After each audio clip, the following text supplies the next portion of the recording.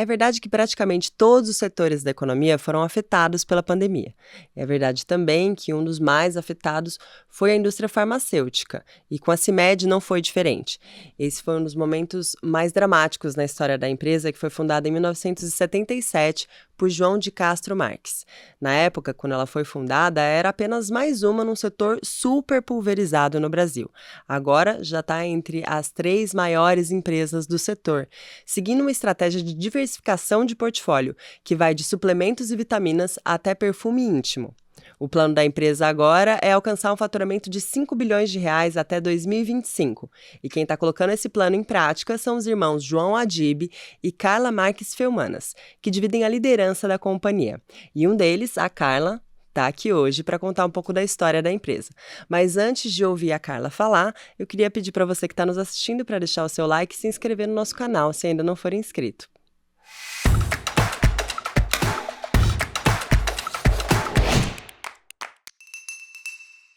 Carla, obrigada por ter aceitado o nosso convite, estar aqui hoje para contar um pouco da sua história, da história da CIMED. Obrigada, prazer é meu. Eu queria então que você começasse do começo mesmo, né? Você vem de uma família com tradição na indústria farmacêutica. Como que foi crescer, nascer e viver uma infância nesse meio? A gente cresceu, minha família, né? Meu pai comprou o primeiro laboratório nos anos 65, mais ou menos, aí por volta disso, com meu avô, que era o antigo Laboratório Prata. Depois, hoje, virou a União Química, que é de um dos meus tios. Quando a minha irmã nasceu, que foi em 76, os outros irmãos deles começaram a trabalhar na operação. Aí ele falou, é família demais para um único negócio. Ele teve a oportunidade de comprar um laboratório super pequeno no Cambuci, em São Paulo. E aí ele vende a parte dele para o meu tio, que é o irmão mais próximo dele. Ele sai da sociedade, então eu falo que meu pai ele teve vários momentos assim de super empreendedor, porque ele teve a coragem com uma família já estruturada, com 3 filhos, sair de um laboratório que já estava bem estruturado e começar um negócio totalmente novo. E aí ele traz a minha mãe para trabalhar, que até então minha mãe não trabalhava, então minha mãe deixava a gente na escola, trabalhava de manhã, voltava a pegar a gente, e aí com essas de empresa pequena e a família tudo ajudando, a gente acabou tendo a oportunidade de começar muito cedo. Meu irmão começou a trabalhar com 15, eu comecei a trabalhar com 17, e a gente vivia desde muito pequeno a empresa, porque a gente tinha apartamento no Guarujá, que é no litoral aqui de São Paulo, e na estrada, é caminho para entrar na estrada do Guarujá. Então toda sexta-feira a gente saía da escola, ia lá para a fábrica, eu ficava lá na linha de produção, dobrando cartucho, envasando, o que tinha para fazer a gente ajudava. E depois a gente ia para o Guarujá passar o fim de semana. Então é aquela coisa que a gente fala que está dentro do sangue de fato, porque eu hoje sou responsável pela fábrica, pela produção, então toda terça-feira eu estou na fábrica. E aí quando eu vou para a fábrica, até hoje a gente tem alguns produtos daquela época. Então eu tenho uma lembrança do cheiro da fábrica de quando eu era pequena. Às vezes eu falo, nossa, esse cheiro era o cheiro tá fabricando tal produto. Eu lembro na hora, lá de trás, assim. Veio uma memória afetiva, né? É uma coisa de infância mesmo. Sim. Mas você tentou lutar um pouquinho contra isso, tentou fazer um caminho diferente, né? Como que foi essa escolha? Essa desviada. Sim. Um pouquinho ali? Eu tenho um problema de dislexia e sempre fui muito mal na escola, tinha muita dificuldade. Eu falo que peguei todas as recuperações possíveis, coitada da minha mãe. Que naquela época a recuperação era as férias inteiras, né? De janeiro, né? Então, tipo, coitada, eu falo assim, coitada dela, porque a galera tava toda na praia e a gente tava ela lá junto comigo na escola para poder passar e tal. Então, quando foi para fazer, que é hoje o ensino fundamental, eu já fui fazer magistério, que já era uma coisa diferente, porque eu falei, eu não vou conseguir evoluir em química, física, em matemática. E aí eu acabei indo fazer magistério para ser professora, que eu adorava criança, tudo.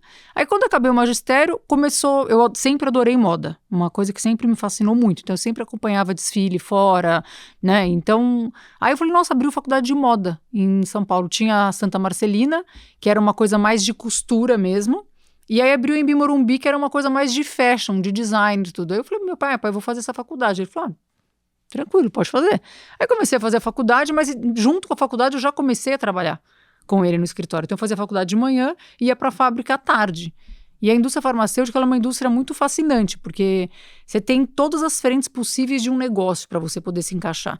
Então se você gosta de marketing, é uma área super atuante em marketing. Mercado financeiro, você pode trabalhar no financeiro. Você quer ser advogado? Tem uma área enorme, tributária, trabalhista, para você cuidar. Você gosta de produção? Tem a fábrica para cuidar. Você gosta de vendas? Tem a venda para realizar. Então é fácil de se encaixar no dia a dia da operação. E aí, como eu comecei a trabalhar muito cedo, aí eu falei, gente, moda no Brasil é complicado, não é um ramo tão fácil, né? Aí eu já estava no negócio da família, continuei e assim, estamos lá já há 30 anos. Mas você hoje divide a liderança com o seu irmão, Sim. né? Como que fica isso? Qual que é o papel de cada um ali dentro dessa liderança dividida? A gente... Até falo que meu pai na época usou a gente... Ele teve mais uma vez, uma visão muito empreendedora de olhar para o que ele tinha de mão de obra ali disponível e pensar onde cada um encaixa na estrutura. Então, minha mãe sempre foi uma pessoa muito querida, muito assim, fácil de lidar com pessoas. Então, minha mãe tocava o departamento de compras e tocava RH. O meu pai sempre foi um cara de financeiro. Então, meu pai fazia toda a parte de estruturação financeira. O João Dib, meu irmão, foi para vendas e marketing. Na época, eu tenho uma irmã também menor, né? Que hoje ela não mora no Brasil, mora na Austrália. Então, e a minha irmã ficou com meu pai na parte financeira e eu fui para a fábrica. Então, a gente meio que se dividiu. Ele conseguiu olhar para os filhos assim e falou assim, cada um tem uma personalidade, vai ter condição de tocar um negócio. E aí o João Adib, depois com o tempo, a minha mãe é falecida faz 13 anos, meu pai faleceu ano passado, eles já foram se afastando do negócio, a minha irmã optou em não ficar aqui no Brasil, foi embora, e aí a gente meio que dividiu, o meu irmão, a estrutura da empresa. O João Adib faz praticamente o que é externo, que é marketing e vendas, e eu acabei assumindo praticamente tudo que é interno. A gente tem um corpo de diretoria enorme, tudo, já a empresa é grande, mas uma maneira fácil de explicar isso, ele fica para fora e eu fico para dentro. E quando vocês têm alguma bola dividida, como é que é? Porque no final das contas vocês têm a família e tem um negócio, né? Ser sócios e ser irmãos. E a gente é muito unido, assim, é uma relação muito intensa, porque além da gente passar praticamente o dia todo junto no escritório, a gente ainda faz muito programa fora do escritório. Então a gente tem uma casa num condomínio perto de São Paulo, nós somos vizinhos de muro.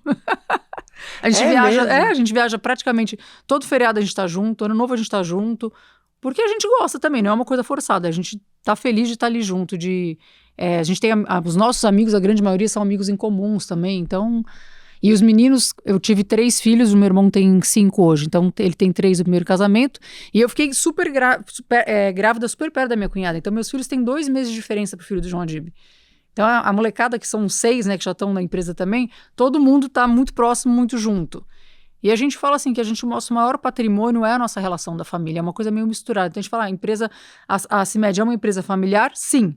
E é também uma empresa que cuida dos funcionários como uma grande família. Porque é difícil você separar essa relação.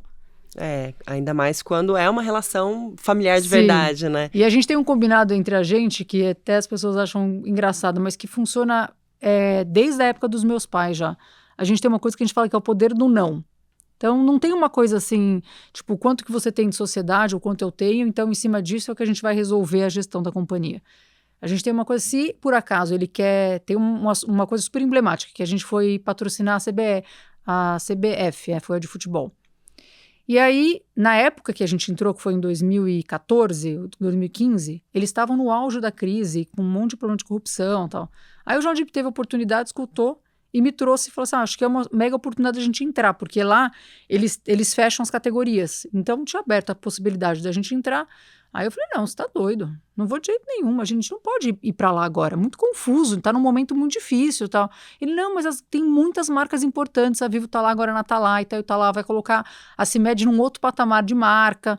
Aí eu, não vou de jeito nenhum, isso você não vai me convencer, aquela história. E ele é persistente. Ele falou, não, vamos embora lá pro Rio de Janeiro, eu quero que você veja o que é aquilo. Na hora que eu cheguei lá, saí de lá com um contrato assinado. Então a gente tem uma coisa meio assim, sabe? Ele fala assim para mim, se a gente é sócio e a gente trabalha pro melhor da CIMED, eu tenho obrigação de escutar o que você está me falando.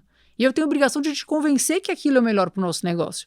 E assim nós vamos, e hoje é um modelo que a gente implementou para toda a diretoria. Porque a gente é uma empresa assim, de decisões junto, em conjunto. A gente senta numa mesa, independente se você é um diretor da área de TI ou você é um diretor de RH, a gente olha para o que nós temos na mesa e tira o chapéu naquele momento da tua área e pensa, isso aqui é o melhor para a empresa? Então, como a gente acaba no dia a dia da família trabalhando dessa maneira, a gente faz com que os nossos diretores também trabalhem dessa maneira, com um trabalho muito forte de cultura, Que eu acho que isso é o maior diferencial que as empresas precisam entrar e entender para garantir que uma empresa hoje com 5 mil colaboradores, né? Então, o que eu e o João Adib estamos falando aqui em cima, como é que eu faço para a camada de baixo receber a mesma mensagem? E você falou que os seus filhos, os filhos do João, também já estão trabalhando na empresa, sim. né? Como é que foi a passada de bastão do seu Tá pai sendo, para né? vocês e agora de vocês Tá para os sendo. filhos? Eu lembro que meu pai e minha mãe, eles trabalhavam juntos, né? E a gente chegava em casa do colégio, quando a gente era menor, eu nunca escutei conversa da empresa dentro da mesa de jantar. Nunca teve. Meu pai tinha um hábito, a gente tinha um hábito, eu também tenho hoje com os meus filhos, a gente jantar junto durante a semana, dentro do possível. Porque a gente passa a semana inteira, cada um fazendo um negócio. Então, aquele momento de 1 hora no dia, da família tá todo mundo junto e contando um pouquinho como é que foi teu dia, tudo. E meu pai e minha mãe nunca trouxeram nada da empresa para nós. Então, eu não sabia se a empresa estava indo bem, se a empresa estava indo mal.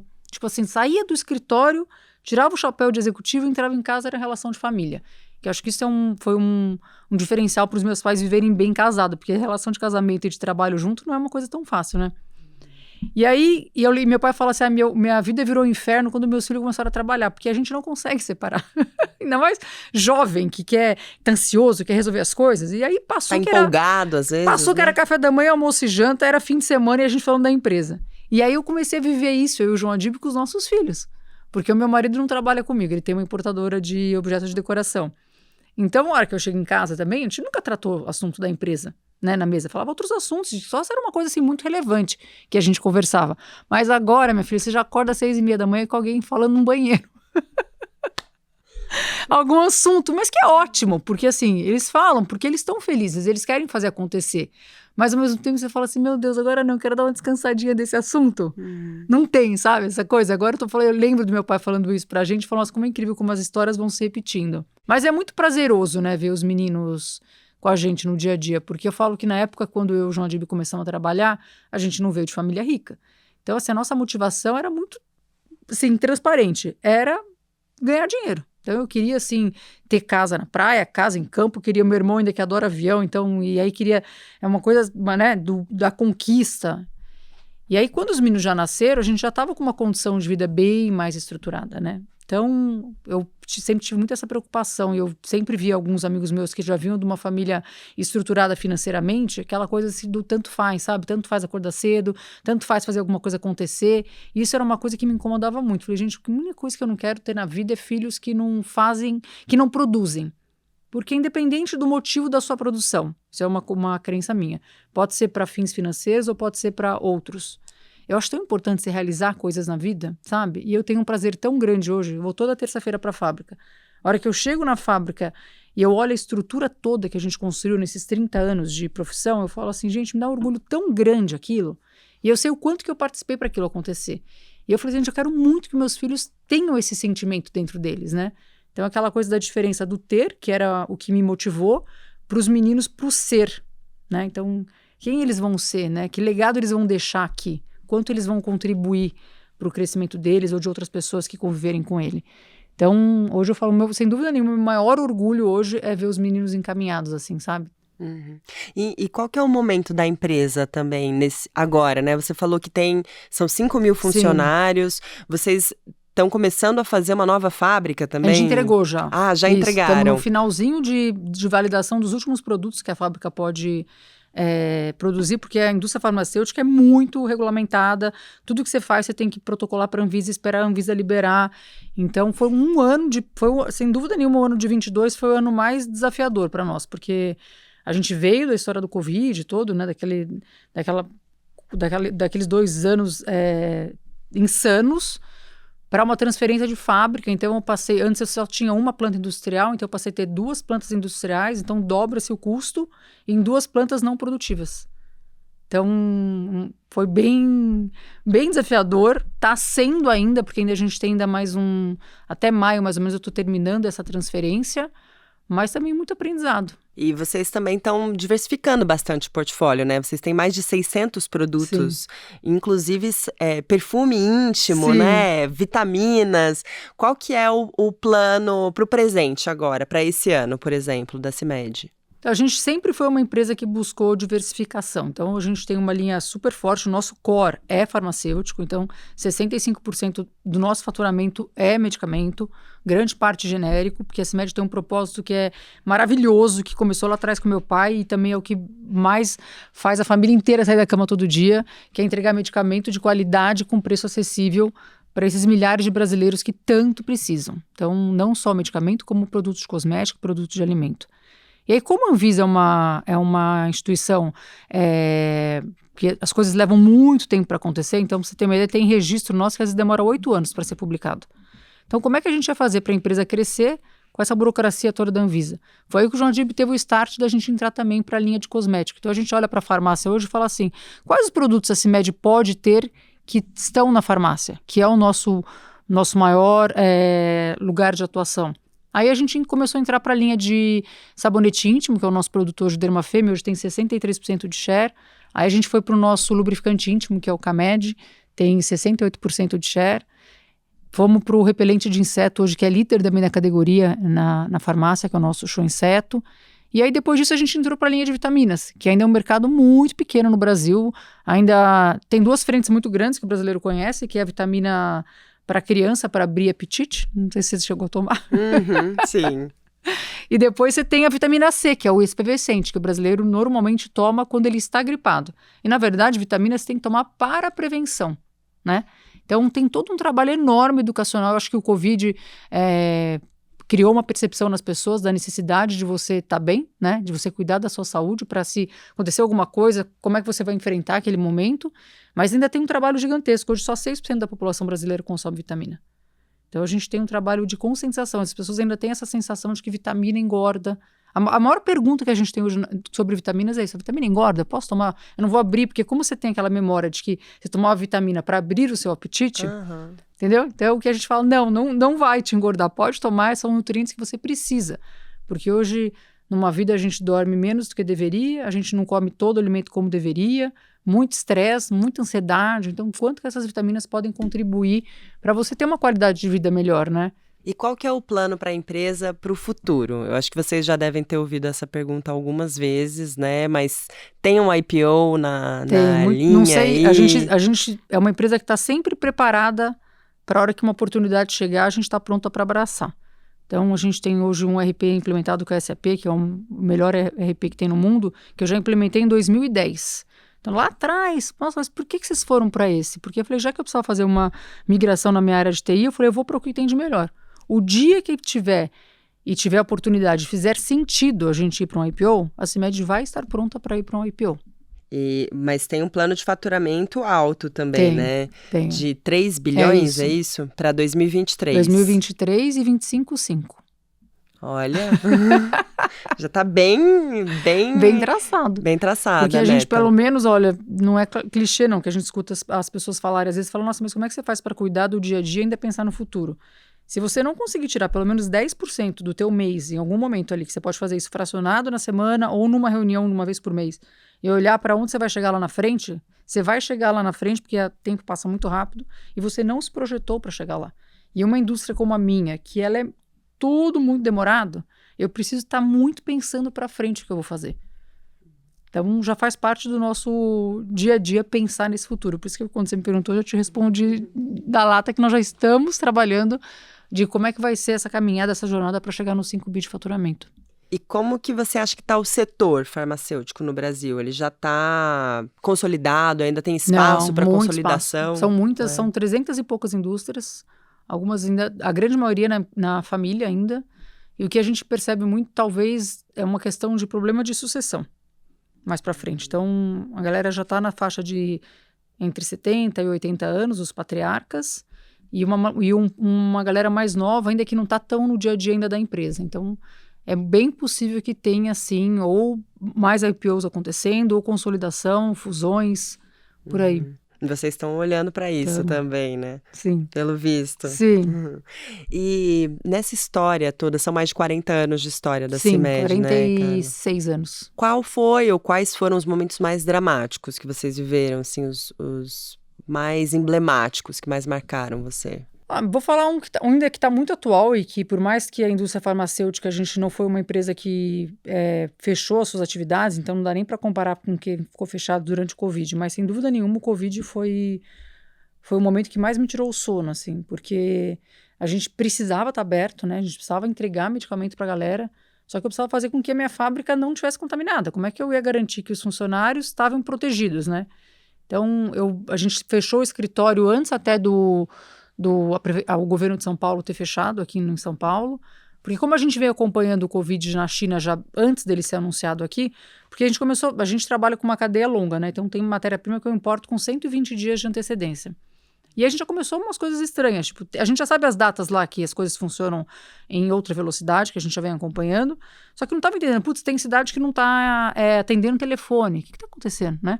Então começamos a ir atrás, olha, parece que tem um vírus, uma coisa lá que o governo está fechando algumas localidades.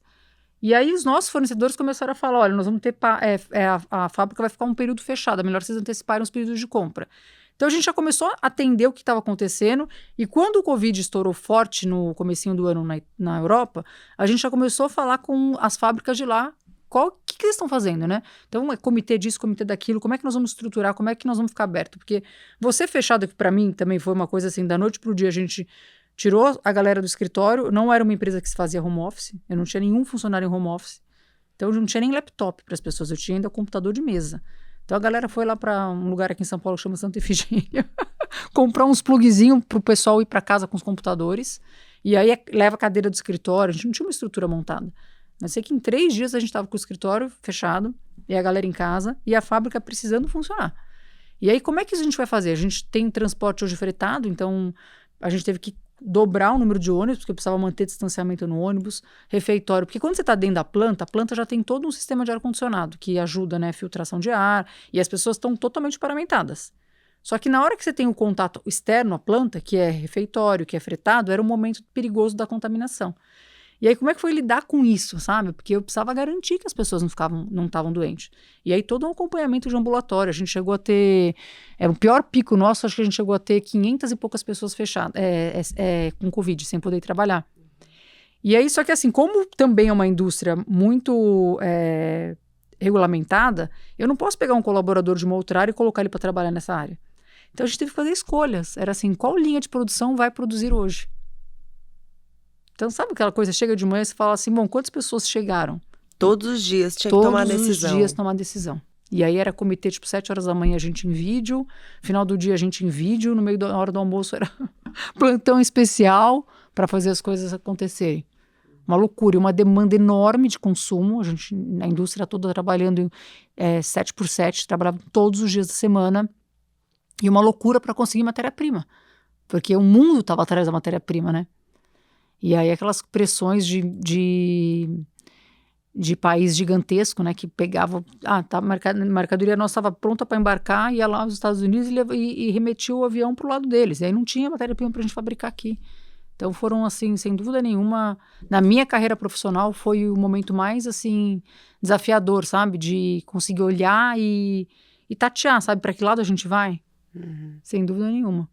Eu tinha me esquecido até desses desvios de carga que aconteceram, né? Às vezes o avião pousava para abastecer. Sim. E aí não vai decolar. Não tinha máscara, não tinha luva. Sabe uma coisa que você não imaginou que você não vai ter? Que passa da noite pro dia o mundo começou a consumir. E quanto tempo, né, durou essa... 2 anos. Para vocês foram 2 anos. E a gente ainda tem na China algumas cidades que ainda estão problemáticas, que a gente ainda tem problema de trazer mercadoria. Fora que o custo aumentou muito, né? Não dá para comparar, ainda não voltou e não tem muita chance de volta em curto tempo, assim. E o que vocês... acho difícil pensar no que vocês aprenderam com isso, né? Mas o que vocês mudaram com esse impacto todo que vocês sofreram? Vocês fizeram algumas mudanças na empresa, na forma de trabalhar? Isso teve um impacto mais permanente para vocês? Eu acho que tem essa coisa a gente é uma empresa, um dos nossos valores é a agilidade, né? E tomada de decisão. Isso também vem lá da época do meu pai. Meu pai sempre foi uma pessoa que pensou para frente. Então... assim, tem hora que a decisão tem que ser tomada. Se ela for a melhor ou a pior, talvez na frente você vai entender. Mas se você demorar para tomá-la, ela já passou.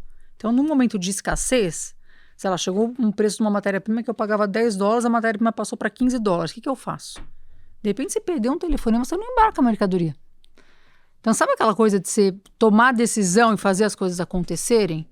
Acho que isso foi o que mais ficou de aprendizado. E depois também a nossa união, sabe? A gente já era, igual eu te expliquei no começo, que a gente era uma empresa já de decisões compartilhadas. Eu acho que isso fez a gente ficar mais próximo ainda, essa história de, estamos com isso aqui, temos 1 minuto para resolver, vamos bater o martelo, vamos fazer acontecer.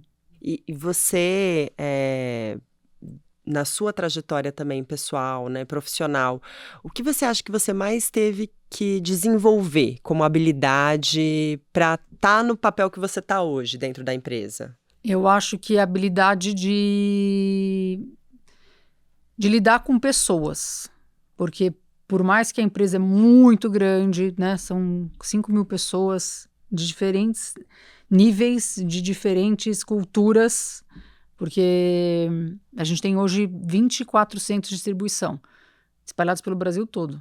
Então, o jeito que a gente tem que, às vezes, ter uma conversa com uma galera que está em Manaus é totalmente diferente da conversa que eu tenho que ter com uma galera que está no Sul. Porque as culturas são muito diferentes, né? Velocidade de raciocínio é diferente, velocidade de entendimento é diferente. Às vezes, uma palavra que você usa, que para a gente é muito comum aqui em São Paulo, pode ser ofensiva para alguém que está lá no Nordeste. Então, você saber, putz, agora eu estou tirando meu chapéu para cá ou tirando meu chapéu para lá. E dá atenção, eu falo muito isso hoje em dia. A gente veio trabalhando muito, e é aquela história de alta produtividade, que a gente tem que dar foco, a gente tem que estar aqui. E às vezes você está tão ali, sabe, no teu computador aqui, que você não faz assim. E aí você não faz assim, você acaba não olhando na cara da pessoa, não olhando no olho da pessoa, não está aqui, ouvindo e entendendo o que está acontecendo dentro do escritório. E aí, às vezes, você passa despercebido por alguma situação que se você tivesse 1 minutinho de um olhar, ia ter feito toda a diferença. Falei disso essa semana até, eu falei assim, e quando você também não tá bem ou por algum motivo alguma coisa aconteceu, você também tem que falar, porque às vezes teu chefe tá lá naquela loucura, escuta, fala assim, tem 1 minuto, né, é 1 minuto que você doa do seu dia, pode ser tão diferente pro próximo, e a gente precisa das pessoas, né, tem todo o maquinário, tem essa inteligência artificial que tá deixando todo mundo doido, que é muito, eu amo essas coisas de tecnologia, e esse negócio da inteligência artificial vai dar uma virada na página, acho que vai ser o antes e o depois, igual quando a internet surgiu. Mas aí a gente vai continuar sendo pessoas, né, que precisa de contato, a gente é uma empresa familiar, então a gente acredita muito no relacionamento. Então como é que a gente faz para estar próximo, para entender a tua necessidade, que com certeza é diferente da outra necessidade, e o caminho que a gente vai chegar, ou vai percorrer para chegar aqui, desde que o objetivo esteja claro e transparente para todo mundo, tá tudo certo. Então acho que é um pouquinho disso, sem de calma, sabe? Vamos dar uma respirada, né? Por mais que a gente essa coisa que busca agilidade, que é uma empresa muito focada em resultado. Eu falo que se você entrar na CIMED, o porteiro sabe qual que é o faturamento desse mês. É verdade.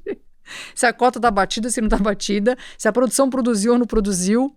Mas a gente não vive só disso. O resultado, sim, é para ser conquistado e comemorado. Mas a maneira que a gente chega no resultado é muito importante. Como é que a gente está tratando o mental da galera? Né? Ainda mais essas gerações mais novas, o pessoal cada dia que passa é mais ansioso, mais imediatista, né? Como é que a gente consegue lidar com essas diferenças faixa etárias na empresa? Então, acho que essa é uma dica importante, né? Para 1 minuto e olha para a tua turma. Inclusive no consumo de conteúdo, né, que a gente estava conversando antes até. O conteúdo, ele tem variado muito de tamanho, de formato, tem diversas redes sociais, você falou da inteligência artificial aí, do ChatGPT, né, que tá todo mundo falando disso também, mas você também tem um papel diferente, né, além de você de ter o seu chapéu ali dentro da CIMED, você também agora é uma influenciadora? Sim. Você se considera uma influenciadora? Como que tá sendo esse seu novo chapéu? Tá sendo divertido. Eu nunca fiz questão de aparecer, o meu irmão sempre foi o porta-voz da empresa. E aí eu acabei saindo na Forbes em 2021, com uma Forbes de mulheres na liderança, muito bacana, assim, muito honrada de participar. E aí dali, uma amiga minha falou pra mim, Carla, por que você não abre teu Instagram? A gente já convive tanto tempo, você ocupa um papel tão legal na empresa. Tenho certeza que você vai poder inspirar a mulherada para poder fazer as coisas acontecerem, tudo. Aí eu falei, será? Eu já tinha uma rede que é essa que eu uso hoje, que é a Carla CIMED, que era uma rede para me falar com os meus funcionários, praticamente. Porque é aquela história da pirâmide, nós estamos aqui, como é que eu garanto que isso aqui chega aqui? Por mais que a gente tenha um trabalho bacana de cultura muito forte na empresa, uma coisa é eu falar direto, outra coisa é alguém mandar um recado. Então eu uso muito a minha rede social para isso hoje. E o que eu quero falar, gente, é muito mágico. Você não tem ideia do que eu recebo de relato diário dos meus funcionários. Então, qualquer coisa que acontece na fábrica hoje, a gente estava no ano novo e estava chovendo muito em Minas Gerais. Aí, sei lá, acho que não sei se foi dia 28, mais ou menos, uma chuva gigantesca lá na fábrica. Aí uma pessoa estava saindo da linha de produção, mandou uma foto de uma área super empoçada, né?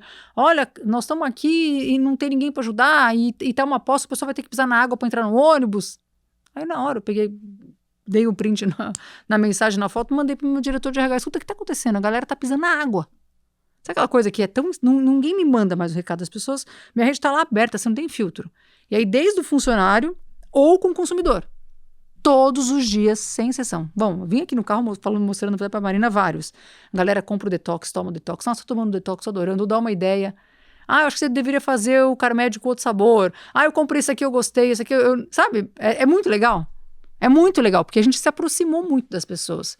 E fora o que eu recebo de relato de gente que se inspira com a minha energia, sabe? Que eu acordo de manhã, eu gosto de fazer ginástica, eu medito. Então a pessoa, putz, eu comecei a meditar, fez diferença na minha vida. Olha, eu comecei a me alimentar melhor. Eu tô conseguindo trabalhar, eu tô menos pesada, eu tô, assim, sabe? A tua risada me alegra meu dia. Então é gostoso, né? Eu falo assim, mesmo que a gente já tenha aí 500 mil pessoas me seguindo hoje em dia, eu falo, se um dia eu fizer um post, né? E que uma pessoa fez diferença para a vida dela, para mim já está ótimo. Já estou satisfeita. Se eu puder contribuir, né, para alguma coisa diferente para você. Então, está sendo uma jornada divertida. Eu falo que dá o trabalho, é mais uma coisa na minha vida, né? Mais um trabalho, mais um né? trabalho. E as pessoas também, a hora que você entra na rede, você tem que estar, né? De verdade, né? Não é uma coisa, é uma loucura, né? Sei lá, não postei de manhã fazendo ginástica, o povo pergunta se tá tudo bem. Tá tudo bem? Eu falo, tá, eu só não fiz ginástica hoje.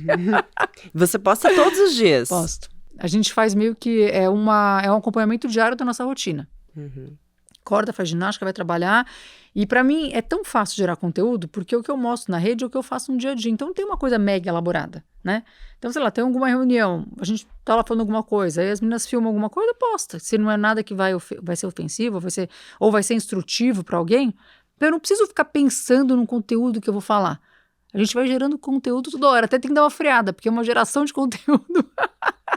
É sem fim o que tem pra postar, sabe? E aí depois a gente posta um pouquinho do lifestyle, porque todo mundo gosta.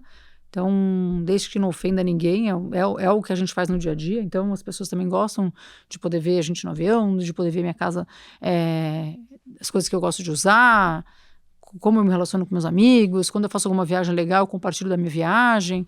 Então tá sendo uma jornada legal. A galera fala, ai, obrigado que você mostrou. Eu nunca, se não fosse você aí, eu não ia poder viajar. Eu adoro viajar com você.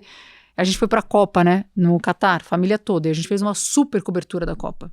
Então, a gente chegou a levar uma equipe grande do marketing. A gente levou 46 clientes. E a gente fez uma cobertura junto com a seleção lá. Então, como a gente é patrocinador, a gente tinha a chance de acompanhar os treinamentos. A gente ia eles montaram 2 casas e levaram os influenciadores, que também tinham acesso diferente do nosso. Então, a gente foi compartilhando o conteúdo. A gente patrocinou 5 esposas dos jogadores. Então, a gente mostrou um pouquinho como é que foi o batidor da família dos jogadores durante a Copa. E com uma intensidade que você não acredita. Era 24 horas no ar. Se não era eu, era o João Adib, era alguém da família, era alguém da CIMED, uma loucura.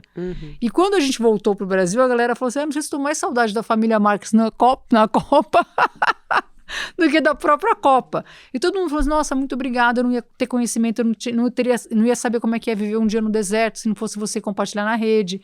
Então é muito legal. E vocês também, além de patrocinar a CBF, vocês patrocinam outros esportes, Sim, né? Hoje a gente está com Palmeiras na seleção feminina, no Cruzeiro, na feminina, e na camisa masculina do Cruzeiro. E tem outras negociações aí pela frente. E tem um papel diferente, né? De patrocínio de times femininos. Isso eu achei bem interessante, Sim. Inclusive do time feminino do Palmeiras, né? Sim. Você se enxerga assim como uma pessoa que pode ajudar as mulheres, que Sim. quer incentivar as Eu mulheres? acho que não tenho certeza, o futebol feminino vai crescer muito. Até porque onde a gente coloca a mão, né? Vai pra frente. Agora em julho tem a Copa Feminina. Lá na Austrália, nós vamos forte também. Na mesma equipe que nós fomos pra cobertura da masculina, nós vamos fazer a cobertura da feminina. Que legal. Legal, né? Cara, a gente já tá conversando há bastante tempo, mas eu queria que se você pudesse lembrar um pouco da sua história e pensar ou em um conselho que você gostaria de ter recebido em algum momento, ou em um conselho que você gostaria de dar para quem está começando agora? Um conselho? Eu acho que a gente tem que acreditar muito, sabe? Aquela coisa de você ter pensamento positivo e focar para fazer. Você sempre tem que entrar de verdade nas coisas. Acho que isso é um diferencial nosso muito forte. A gente não tem uma coisa impossível. A gente está sempre fazendo acontecer. Óbvio que nem tudo dá certo, faz parte, mas a gente aprende com o que não deu certo e evolui para frente. Não fica naquela sofrência, sabe? Querendo entender por muito tempo. Vira a página. Então aconteceu uma coisa hoje, a gente já está vivendo o amanhã. Óbvio que a gente comemora, sim, as nossas conquistas, mas a gente vive tão intensamente essa chegada, que é assim, vamos por fechamento. Todo fechamento nosso, os 12 do ano, não é o fechamento no final do ano, não, mas são 12 fechamentos que a gente tem na CIMED. Então aquele dia 31, dia 30, é aquela coisa intensa. Você já acorda diferente até para ir trabalhar. Tem uma blusa, a gente tem uma camiseta escrito super fechamento. Todo dia 30 tá a galera com a camiseta na CIMED, com super fechamento. Então a gente vira aquela loucura do fechamento. Aí deu meia-noite, comemora, não sei o quê, brinda lá e tal. 6:30 da manhã nós estamos na live no dia seguinte, amor, porque já começou o mês. Eu não posso pegar o dia primeiro e ficar comemorando o mês seguinte. Porque eu vou perder o primeiro dia do mês, se eu não já focar para que as coisas aconteçam para frente. Então acho que um pouquinho do nosso dia a dia. E de conselho, muito forte do meu pai, que eu levo para minha vida, que o crescimento e a oportunidade que você tem da tua vida é infinita, depende de como você encara. Então não tem essa história, eu quero faturar 1 bi, 2 bi, 3 bi, 4 bi, 5 bi. Depende da sua vontade de fazer acontecer. Então é uma frase do meu pai que está lá, assim, marcada para as nossas vidas, né? O crescimento é infinito, depende de você. E o que você anda lendo, ouvindo ou assistindo? Qual é o seu livro de cabeceira? Tem alguma coisa que você gosta de indicar? Eu consumi muito livro de cultura o ano passado e o da Netflix para mim é sem dúvida nenhuma, imperdível. Tem que as pessoas lerem. Porque como a gente fez um trabalho fortíssimo de cultura, eu contratei uma empresa para poder definir, de fato, quais eram os valores, se aqueles iam continuar, porque às vezes você tem que ir progredindo a empresa e trocando um ou outro conforme a necessidade que você precisa e conforme a galera que está com você ali junto. Então, acho que esse é um mega livro que eu recomendo para quem quiser entender um pouquinho o que é esse negócio da cultura. Ele mostra, ele tem um linguajar fácil de se entender o quanto que a cultura é importante na companhia. Bom, queria te agradecer Obrigada, por ter vindo querida. aqui e te convidar para voltar mais vezes, porque eu tenho certeza que história não vai faltar. Você pode convidar a família toda, viu? Tem essa vantagem. Você pode convidar meu irmão, que ele vai vir aqui falar de venda e empreendedorismo. Pode contratar a Juliana, que vai te falar, que é minha filha de 24 anos, que vai te falar de inovação, do que tem novo acontecendo por aí, inclusive de inteligência artificial, que ela já está fazendo praticamente o conteúdo dela, da empresa que ela faz relações com o investidor, né? Ela já está usando a inteligência. É mesmo? Acho que todo mundo está usando para alguma coisa, né? Todo mundo vai encontrar algum uso. E quanto mais você usa, mais ele vai entendendo a sua linguagem, você sabe, né? É uma loucura. Ele vai aprendendo, vai né? aprendendo, e daí a pouco tá tudo pronto para você. Então, se você quiser chamar ela também, vai ser um prazer. O Adib, meu sobrinho, também está em vendas, meu filho que é arquiteto, atende tudo, viu? Chama a família toda. Obrigada, Carla. Obrigada, prazer. Prazer.